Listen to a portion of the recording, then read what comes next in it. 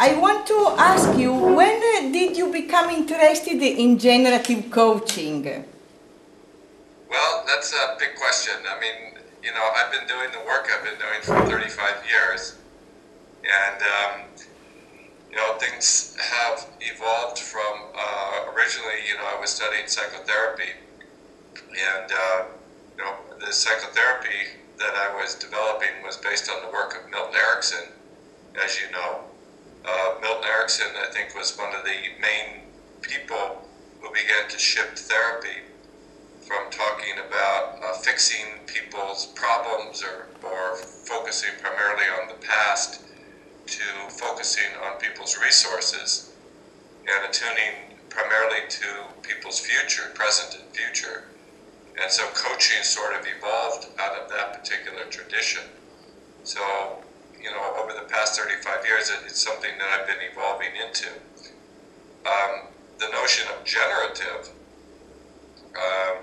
is, again, something that has evolved in the work.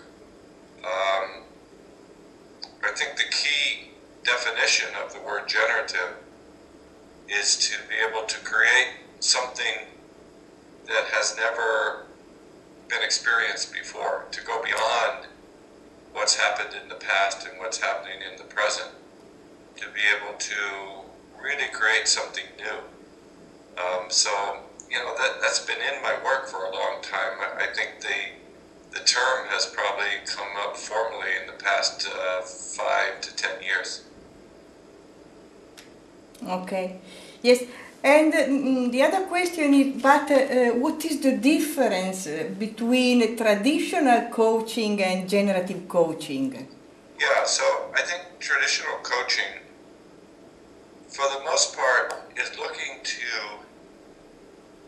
help a person use what they have to be able to create the best possible result based on what they have, based on what they're capable of.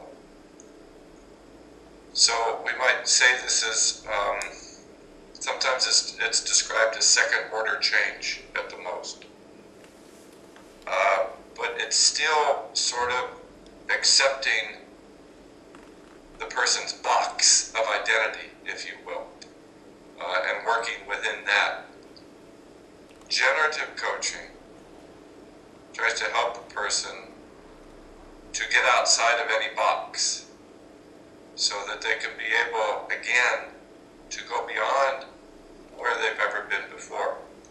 An example of that we might see in the present world economic crisis. In the United States, for example, the primary way that they seem to be going at it so far is to assume that the economic problem is just sort of bad luck or a mistake that happened, and if we just put band-aids on it, we can get back to a good economy.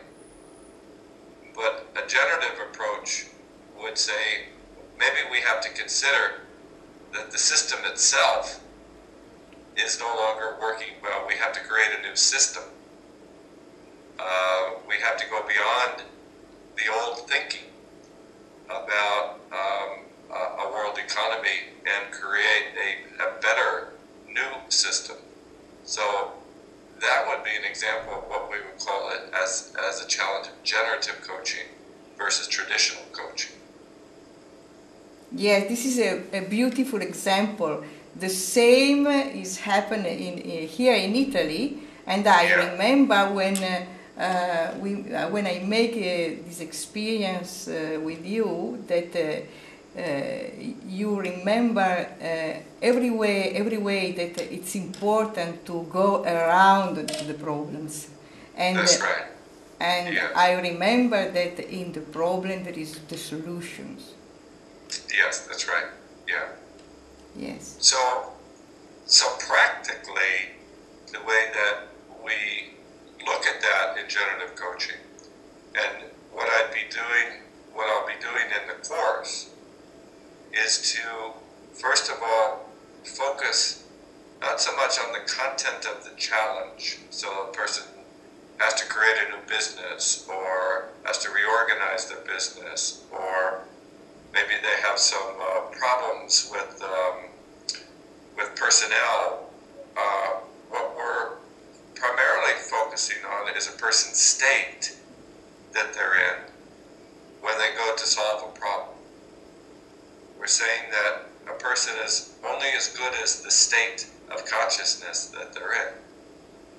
And so what we're looking at in generative coaching is how to be able to help a person get to a higher level of a state, if you will, so that the way that they think about things, the way that they respond to things, is coming from a much more creative level. That's the general idea. Okay.